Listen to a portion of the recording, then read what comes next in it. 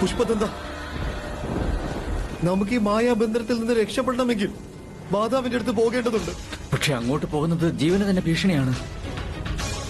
കാരണം മാതാവ് ഈ രൂപത്തിൽ ആരെയും തിരിച്ചറിയില്ല. അത് സത്യമാണ് പുഷ്പദന്ത. ഈ അവസ്ഥയിൽ മാതാവിനെ ശാന്തയാക്കാൻ നമ്മുടെ പ്രഭുവിന് മാത്രമേ സാധിക്കൂ. പക്ഷെ പ്രഭു ഇവിടെ ഇല്ലല്ലോ. അതിനാൽ നമ്മുടെ ജീവൻ അപകടത്തിൽ തന്നെയാണ്. പക്ഷെ നമുക്കിപ്പോൾ മാതാവിന്റെ അടുക്കൽ എത്താൻ കഴിഞ്ഞാൽ ഈ ദുഷ്ടനായ മായാവിയുടെ ബന്ധനത്തിൽ നിന്നും രക്ഷപ്പെടാൻ കഴിയുമല്ലോ. മനസ്സിലാകുന്നുണ്ടോ പുഷ്പദന്ത? വരൂ.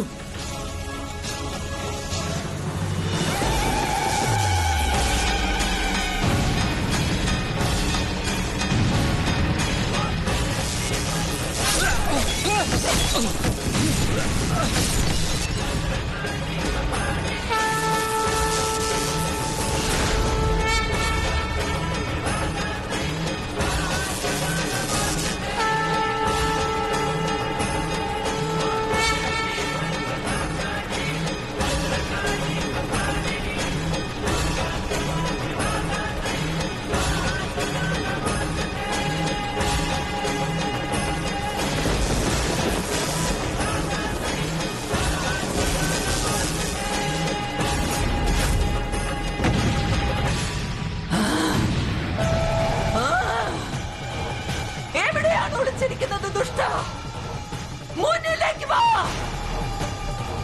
നിന്റെ തലയോട്ടി മാലയാക്കുന്നതാണ്. നിന്റെ തലയോട്ടി മാലയാക്കി അണിയുന്നതാണ് അന്തക.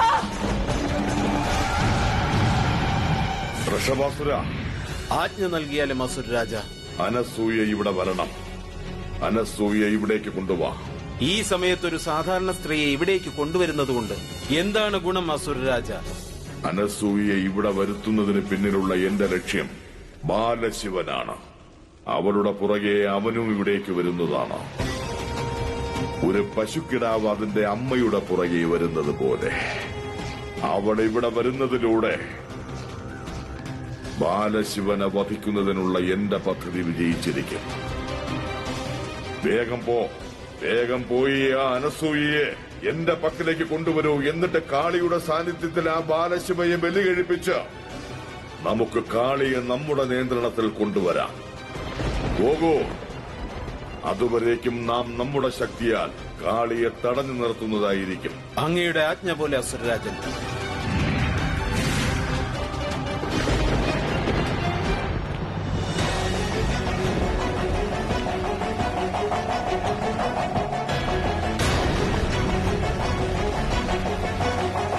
ശിവ,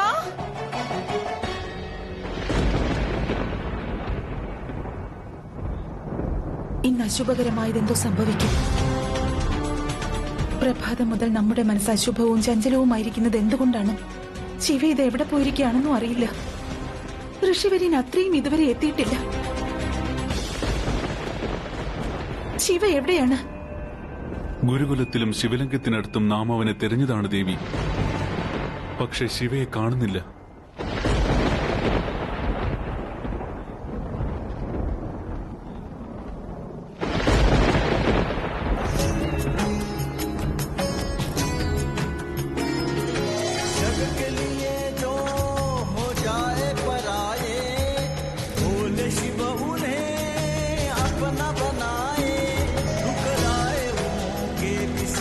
शिव साथ है, अनाथों के नाथ शंभु भूतनाथ है, अनाथों के नाथ शंभु भूतनाथ है।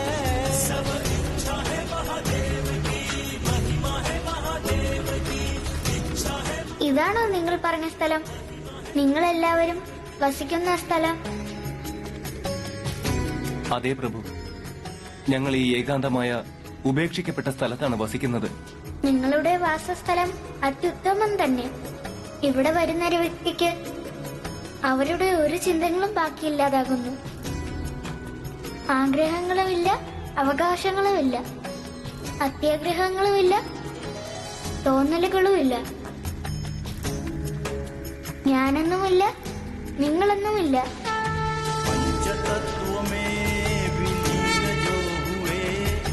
संसार के दुखी दीन जो हुए, भूत प्रेत भी शिव को सुहाते,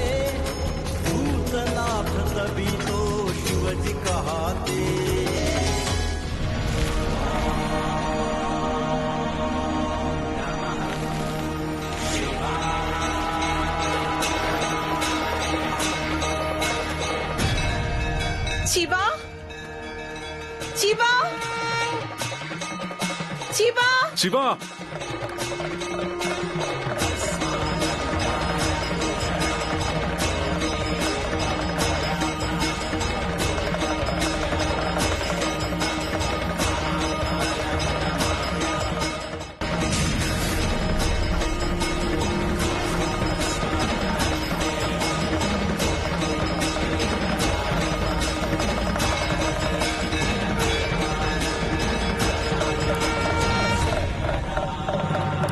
ശിവ ഇതെവിടേക്കാണ് പോയത്? ഇനിയൊരു പക്ഷേ ശിവ നമ്മോട് പറയാതെ? അല്ലല്ല, ഇത് വെറും തോന്നലാണ്.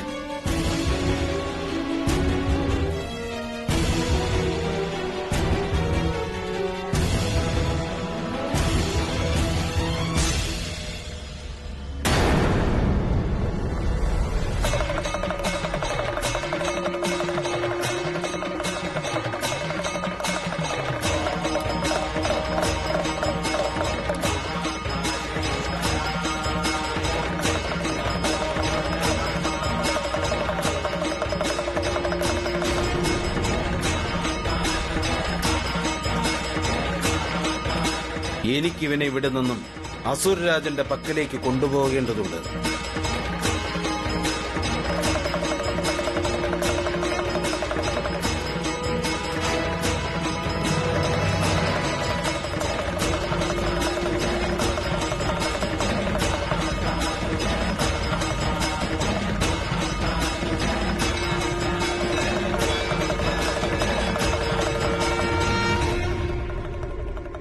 ശിവ!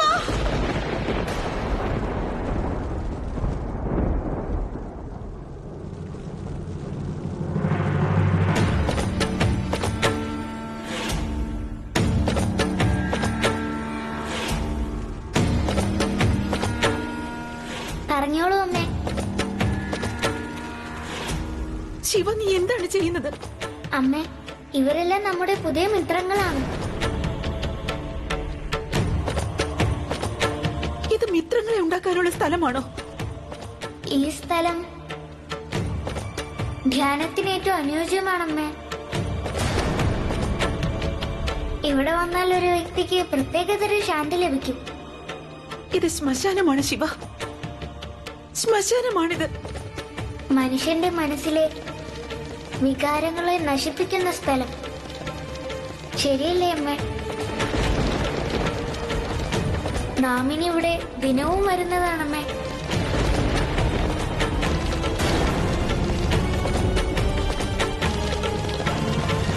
ഒരിക്കലുമില്ല. ഇവിടെ വരേണ്ട ഒരാവശ്യവുമില്ല. വരൂ, നമുക്ക് പോകാം. അമ്മ പറയുന്നത് പോലെ.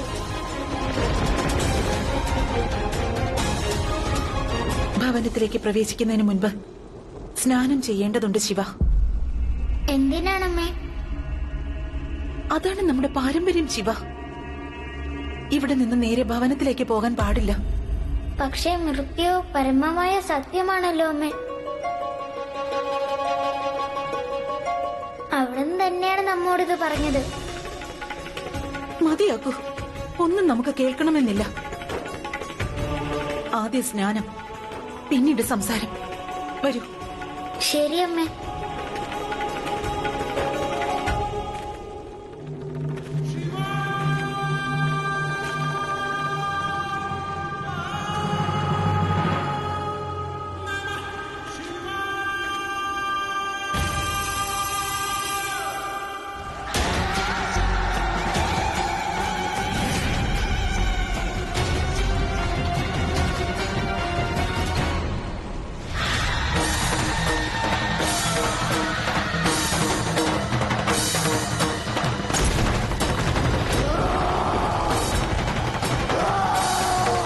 മതിയാക്കൂ, സ്വയം ശാന്തയാകൂ കാളി.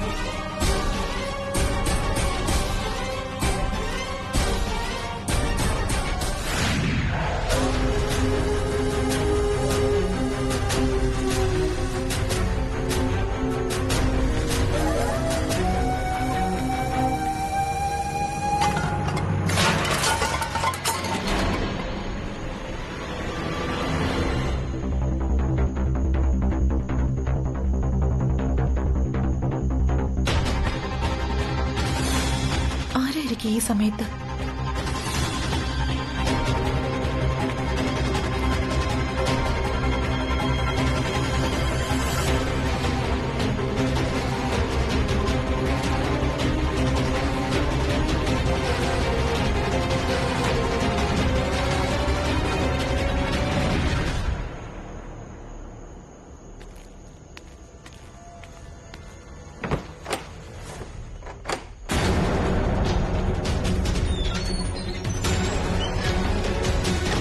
ദേവ, ദേവ, ദേവ നിൽക്കൂ.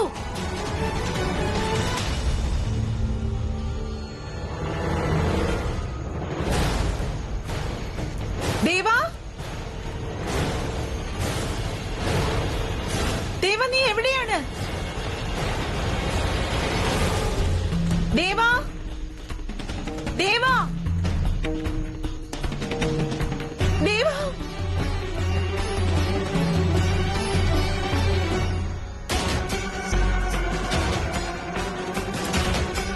ദേവ എന്താ വിളി കേൾക്കാത്തത്? ദേവ ഭവനത്തിലേക്ക് വരൂ. ദേവ, ദേവ ഒന്ന് നിൽക്കൂ. ദേവ, ദേവ, ദേവ.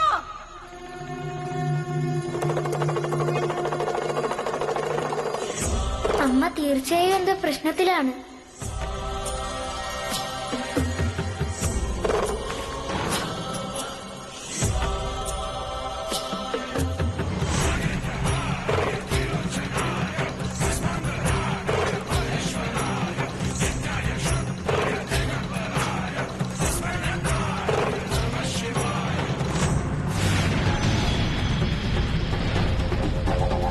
അന്തകൻ അമരനാണ് കാളെ, നാശമില്ലാത്തവൻ.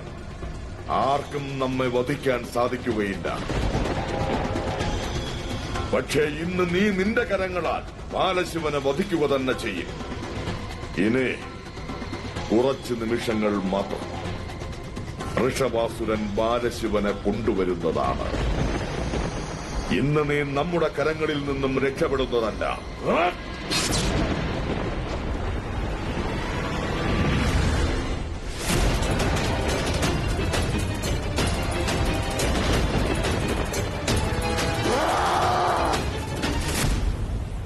കാളി നിയന്ത്രണത്തിനും അപ്പുറമാണ്. കാളിയെ എങ്ങനെ ശാന്തയാക്കും? ഈ പ്രതിസന്ധിക്ക് ഒരു വഴിയുമില്ലേ സഹോദരി ലക്ഷ്മി? കാളിയെ സംബന്ധിച്ചിടത്തോളം ഈ പ്രശ്നത്തിനുള്ള ഏക ഉത്തരവാദി ശിവനാണ്. അദ്ദേഹത്തിന് മാത്രമേ അവളെ ശാന്തയാക്കാനാകൂ. പക്ഷെ അദ്ദേഹത്തിന്റെ അസാന്നിധ്യത്തിൽ മറ്റാർക്കാണ് കാളിയെ ശാന്തയാക്കാൻ സാധിക്കുക?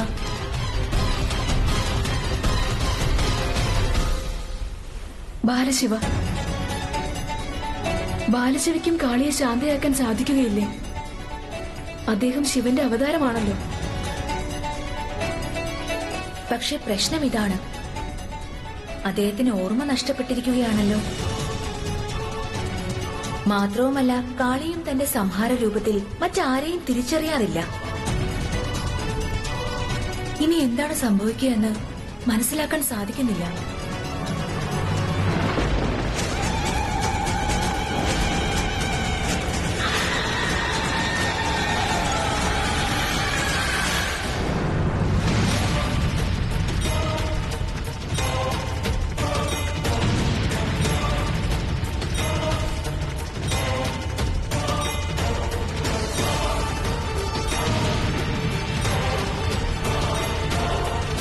അനസൂയ ഇവിടെ എത്തിയിട്ടുണ്ടെങ്കിൽ ബാലശിവനും തീർച്ചയായും എത്തും.